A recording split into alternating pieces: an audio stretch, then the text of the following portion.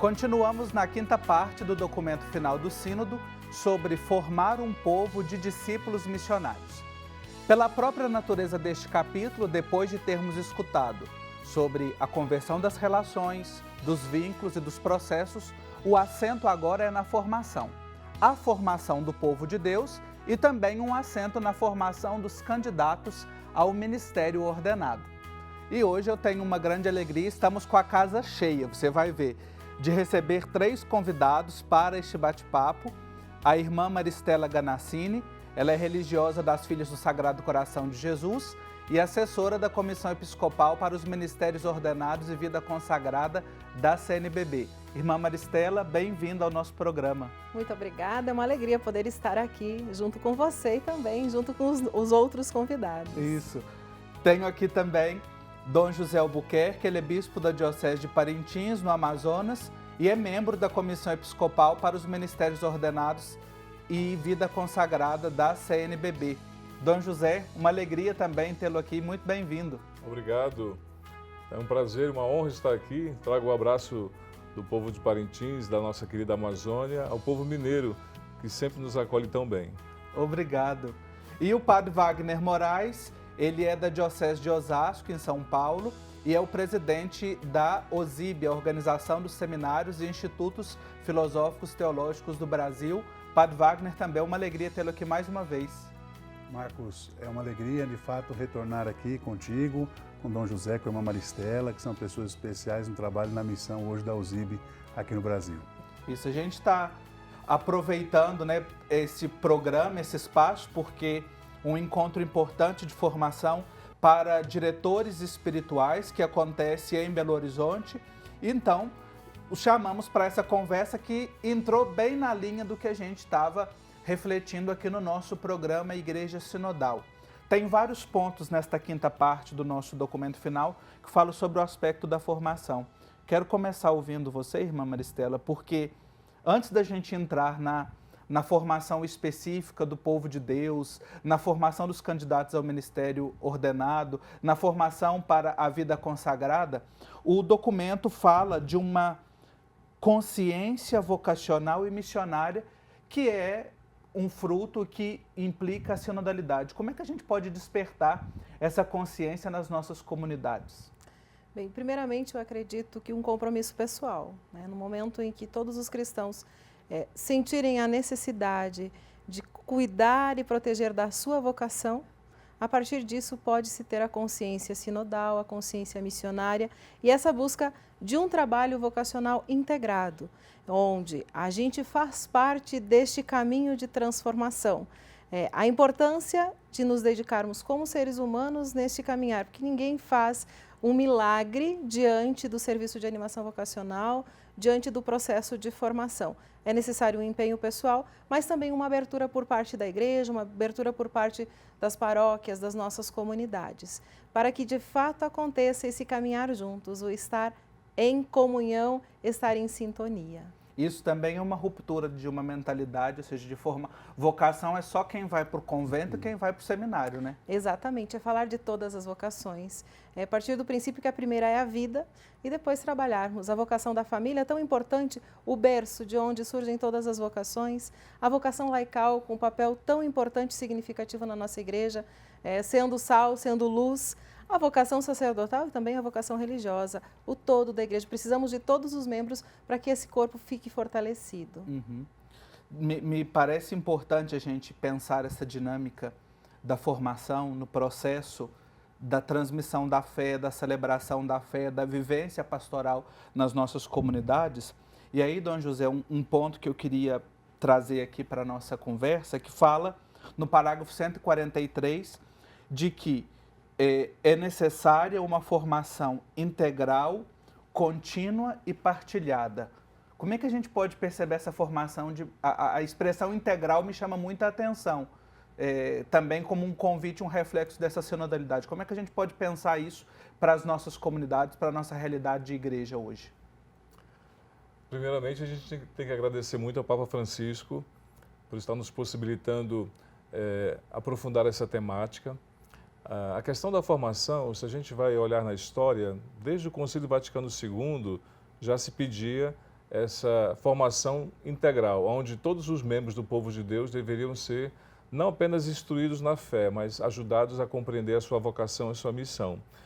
É claro que a Igreja do Brasil tem uma caminhada muito bonita, seja pela USIB, há quase 50 anos, seja pelo Serviço de Animação Vocacional, onde nós procuramos sempre refletir a partir desta realidade. Somos o povo de Deus, e nesse povo de Deus somos convidados a caminhar juntos, onde a gente precisa reconhecer e valorizar as diversas maneiras de seguir a Jesus Cristo.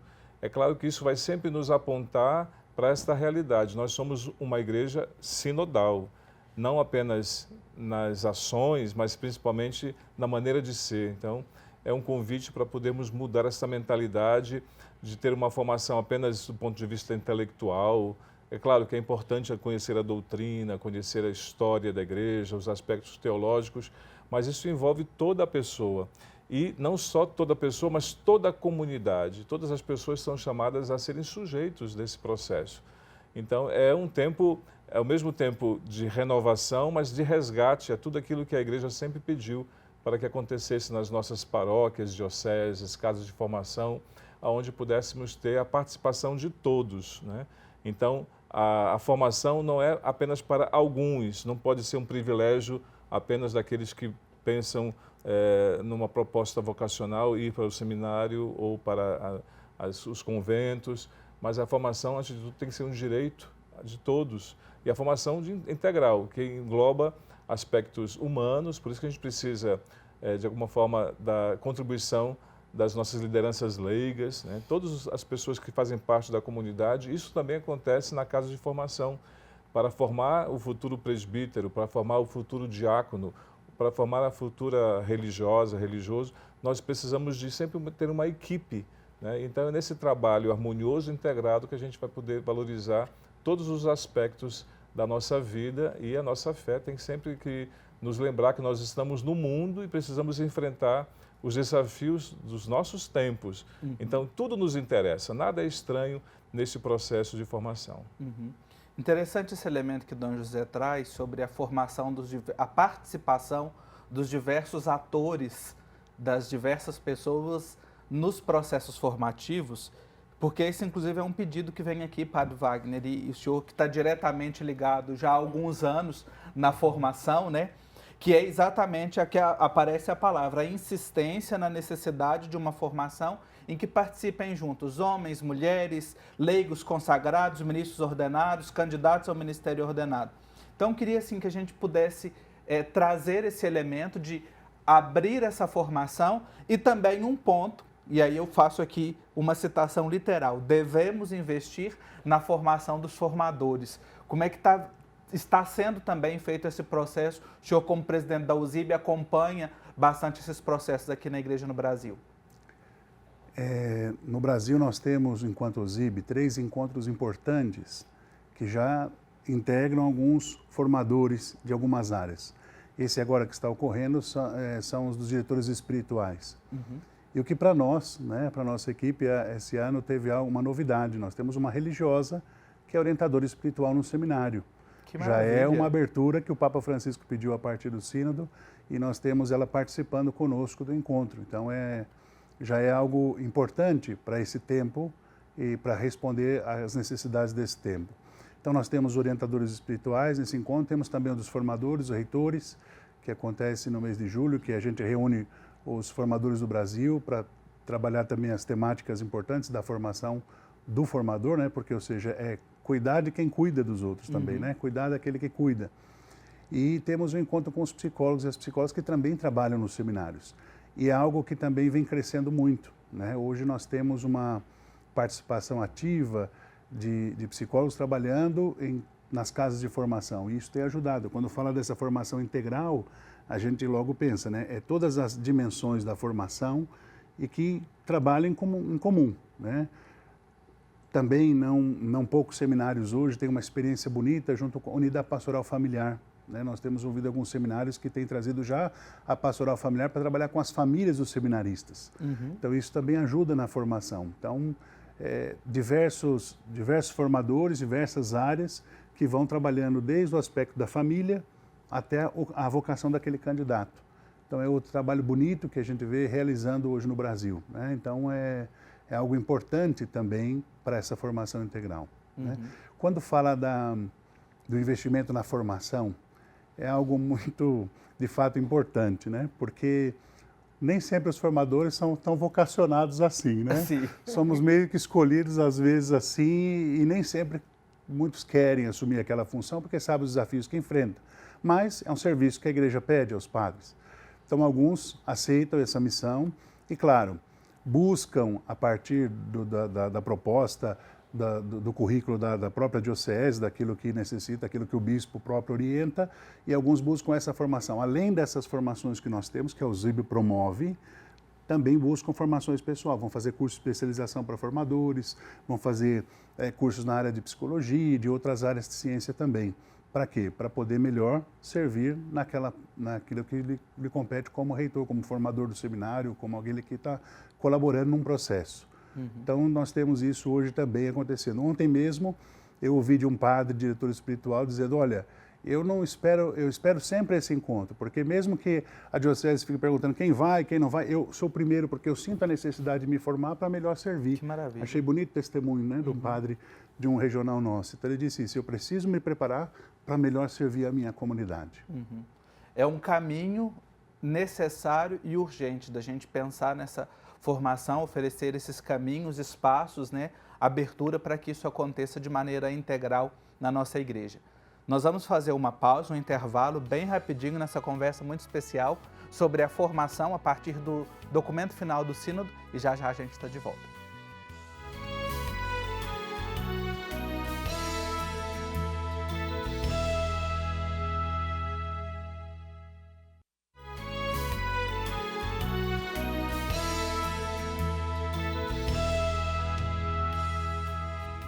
Estamos de volta com o nosso programa Igreja Sinodal, abordando hoje este aspecto importante, que não é só um aspecto, mas que perpassa e nos prepara, é transversal a uma igreja sinodal, que é a formação integral de todo o povo de Deus e a formação especial dos candidatos ao ministério ordenado. Eu recebo 3 convidados muito especiais que estão aqui comigo no estúdio, a irmã Maristela Ganassini, Dom José Albuquerque e o padre Wagner Moraes. Uma alegria tê-los aqui. E você que quer acompanhar as nossas reflexões, aprofundar, levar também para a sua comunidade, você pode acompanhar todos os programas, estão disponíveis no YouTube, basta você procurar @Igreja Sinodal e você acessa. Agora a gente está tratando do documento final do Sínodo, mas tratamos do instrumento de trabalho, tratamos do relatório da primeira etapa, da primeira fase, e assim vamos nos formando, já que esse tema é tão importante para nós. Quero voltar aqui, irmã Maristela, com você, porque um ponto que me pareceu muito importante trazer explicitamente no documento final, que quando a gente fala de formação, não é só daquela formação acadêmica ou de juntar conteúdo como um repositório, mas fala de vários lugares para a formação dos discípulos missionários, sejam para os que estão atuando nas comunidades pastorais, religiosas, os candidatos ao ministério ordenado. E aqui fala de alguns lugares de serviço e trabalho com os marginalizados, experiências missionárias e voluntariado. Queria que a gente destacasse, comentasse um pouco da importância desses espaços, também como instâncias formativas. Então, a importância, sim, do espaço acadêmico, da formação formal, né, se assim a gente pode dizer, mas, acima de tudo, é essa experiência, o ir ao encontro das pessoas em suas realidades. É uma das preocupações da formação, inclusive a USIB sempre acompanha os seminaristas nesse caminho, nesse percurso, estudo, trabalho, vivência, oração, para quê? Para que se torne, de fato, algo importante para o seu ministério no futuro, ou para um catequista, ou para a vida consagrada, para a família. Ir ao encontro deixa o coração da gente um pouco mais sensível, faz com que possamos nos transformar. E essa preocupação, ir lá onde estão as pessoas, dialogar com as pessoas e não apenas estudar, entender que existem cenários, mas viver, colocar os pés nessa realidade, fazer a experiência junto às pessoas. E acredito que essa é uma das principais formas de fortalecimento, inclusive, da vocação. No momento em que a gente coloca os pés junto ao povo, a igreja, que o Papa Francisco sempre diz, essa igreja em saída é isso, não é buscar lugares distantes, mas é olhar aquilo que está também ao nosso redor, as periferias existenciais, as pessoas que mais precisam deste suporte, dessa ajuda. E faz parte de uma formação, como dizíamos, integral. É o todo, olhar não só uma parte. E muitas vezes nos perdemos, porque temos que ser bons intelectuais e acabamos esquecendo da sensibilidade missionária, do olhar atento às necessidades das pessoas. Isso me faz conectar aqui com um ponto importante dessa formação integral e aqui falado de formação sinodal. Formação sinodal de todos os batizados. Dom José, queria que a gente pudesse abordar um pouco disso, né? A formação de todos os batizados. Claro, há formações específicas, comentamos da formação de formadores, mas ainda há, me parece, uma mentalidade, não, essa formação é só para leigo, formação só para padre. Acho que a gente precisa de pensar a formação para todo o povo de Deus, né? Formação para os batizados. Sim, até porque todos nós somos discípulos e missionários. Enquanto discípulos, nós estamos sempre nesse processo de aprender, de revisar, né, de resgatar. Então, é algo contínuo. Na verdade, a formação do cristão, ela dura a vida toda, né? É claro que, ao longo da vida, os nossos formadores, os primeiros foram os nossos pais, nossos familiares, depois os catequistas, a própria comunidade nos formou nessa consciência cristã. Na casa de formação temos esse tempo privilegiado, mas mesmo aqueles que já são ordenados, consagrados, precisam continuar nesse caminho, de estarmos sempre escutando, porque talvez esse seja o grande segredo da sinodalidade, né? A mudança de mentalidade começa com a escuta, precisamos escutar mais. E quem escuta sempre aprende, sempre se renova, sempre se revitaliza. Então, por isso que a formação, ela não é um privilégio, não pode ser privilégio de alguns, mas é de toda a comunidade, de todo o corpo eclesial. Eu penso que a gente tem sempre muito o que aprender. Vamos escutar aí o que o Papa tem nos dito.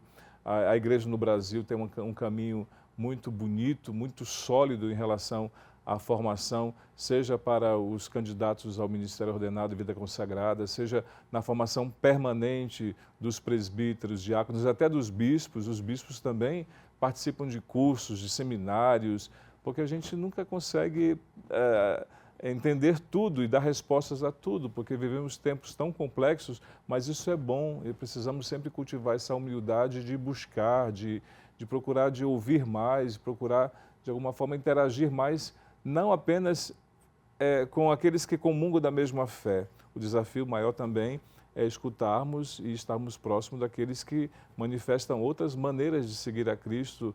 E a gente sabe que vivemos num mundo tão plural, a gente precisa também ser muito humilde e também aprender das outras culturas e tradições. Quando trilhamos esse caminho, a gente sempre se enriquece no final. Sim, para aprender com o outro, para caminhar bem, caminhar melhor. E aí eu deixei uma pergunta aqui, um ponto para falar com o Padre Wagner, porque é a área dele, mais uma vez, né? Padre Wagner, que dentro dessa perspectiva da formação, e aqui o parágrafo 148 fala de um expresso pedido que veio no percurso do caminho sinodal, no itinerário, né, que é os percursos de discernimento e formação dos candidatos para que sejam configurados em estilo sinodal. Aqui destaca 3 elementos: a presença significativa de figuras femininas na formação, a revisão da Ratio Fundamentalis e a paixão pela missão ad gentes. Enquanto Igreja do Brasil, enquanto OSIB, queria também que a gente pudesse falar como é que anda esse processo de revisão. Para quem está nos acompanhando, essa Ratio Fundamentalis são as diretrizes para a formação dos candidatos ao ministério ordenado, né? Como é que também está se pensando em promover esta formação configurada no estilo sinodal? Talvez é importante recordar que depois que terminou o sínodo, o Papa Francisco então abriu esses grupos de estudo, né? E um deles trabalha principalmente essa releitura da Ratio com a chave sinodal, que é esse ponto que você apresenta agora. Inclusive nós tivemos reunião lá em Brasília, né? E o Dom José com a equipe, com o Dom Ângelo, com a irmã Maristela, o Padre Guilherme, e tivemos que até responder um questionário que Roma pediu, né, sobre esse tema. Agora, o que é importante, talvez, nessa revisão? Primeiro, aqui no Brasil nós temos um aspecto, quando se fala da missão, muito bonito com os nossos seminaristas, os nossos formandos. Nós temos um trabalho hoje que cresceu muito aqui no Brasil, que são os comises, as comissões missionárias e seminaristas, que têm uma certa ligação com a Pontifícias Obras Missionárias. Então, eles são praticamente os protagonistas desse trabalho, eles se reúnem, eles buscam a formação, eles se preparam e têm essa abertura. Inclusive, esse ano é um ano de celebração para os comises que vão fazer 40 anos desse serviço. Vai ter um congresso em julho, vai ter um congresso em julho lá em Teresina, no Piauí, na Arquidiocese, que é onde iniciou esse projeto do Comis há 40 anos atrás. Então, assim, quando a gente observa os candidatos, seminaristas, a gente vê essa busca constante desse serviço missionário. Eles têm esse desejo e quando voltam da missão, é muito mais empolgados, muito mais felizes em querer trabalhar, alguns já com uma abertura maior de coração, até de deixar o lugar onde está, fazendo serviço de síntese vocacional já em outro regional, em outro estado, com esse desejo de fato missionário. Então isso tem sido um fruto desse trabalho do Comis, né? A Ratio traz essa necessidade de abertura de gentes. Existem alguns projetos já de algumas igrejas, né? Eu me lembro, mesmo lá no nosso Regional Sul, tinha uma parceria bonita com a África, né? Agora deu um tempo por causa da guerra civil lá em Moçambique, mas eles têm um trabalho bonito de evangelização com presbíteros, com seminaristas e também com consagrados e leigos que faziam esse serviço muito bonito lá. E hoje deu uma pausa em virtude dessa situação que estão vivendo lá. Mas isso já está previsto na Ratio. O documento da nossa Ratio Nacional, que é o documento 110, que vai passar daqui a pouco também por revisão, depois dessa observação aí do Papa, também já prevê esse trabalho, né? Também de missionário, tanto que era pastoral missionária, né? Então pensar essa articulação também. Sim. E a gente vê, o que diz respeito à missão, tem força, os candidatos têm tido essa força com os comises. E isso é louvável, penso que é algo que a gente precisa recordar. A gente tem apoiado enquanto OSIB, os seminaristas nesse sentido, porque é algo que eles realizam e com muito esmero, né? Que maravilha. E sobre as mulheres também na formação, é algo sempre muito importante. Nós temos nas universidades professoras, né? Então no âmbito intelectual temos várias professoras, se não consagradas, até leigas, Sim. que dão aula nos seminários. Temos também nas casas de formação essa preocupação de sempre ter essa abertura. Antigamente só tínhamos as senhoras que trabalhavam na cozinha, que eram as mães, né? Aquelas que estavam lá na cozinha. Hoje não, nós temos uma atuação maior, né? Temos algumas religiosas que atendem como psicólogas, essa irmã que veio, que é orientadora espiritual do seminário. Então a gente vê essa abertura muito positiva, porque o olhar de fato fica mais amplo, mais aberto. Isso é importante na formação. Que maravilha. Aqui no programa é assim, quando o assunto é bom, quando a prosa é boa e os convidados são bons, o tempo passa rapidinho que a gente nem vê, já está na hora da gente terminar. Trouxemos aqui uma abordagem e que deve voltar mais vezes. E eu quero agradecer muito a presença de vocês. Irmã Maristela, muito obrigado. Eu agradeço e que Deus abençoe a todos. Amém. Dom José Albuquerque, bispo de Parintins, muito obrigado também. Obrigado. Continuemos juntos nesse caminho sinodal, tão bonito que estamos trilhando. Assim seja. E o Padre Wagner Moraes, presidente da OSIB. Obrigado mais uma vez, Padre Wagner. Obrigado você, Marcelo, por nós novamente nos acolher aqui e pensar, né, de fato, esse desejo da igreja de trabalharmos no mesmo caminho, né? Mas eu chamo a atenção a palavra que o Dom José colocou no outro bloco, estar atento à escuta do tempo, né? É preciso estarmos escutando, de fato, para uma boa formação. Isso aí. E obrigado a você também, que está comigo aqui a cada semana nesse processo de reflexão e aprofundamento. Semana que vem a gente continua no capítulo 5 falando sobre os impactos da cultura digital. Um abraço para você e até lá.